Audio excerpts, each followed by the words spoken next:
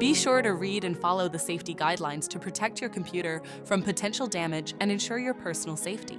For more information about safety guidelines, see the owner's manual at dell.com/support. Before you begin, turn off the computer and disconnect all the attached peripherals. To remove the memory module, loosen the 6 screws on the base cover.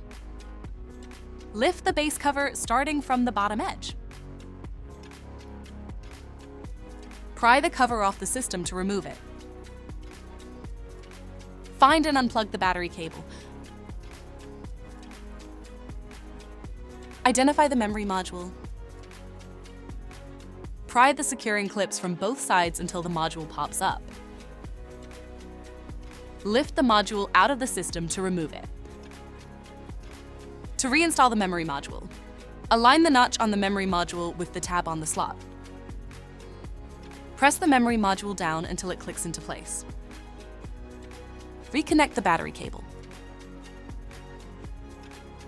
Place the cover back on the system and tighten the 6 screws to secure it.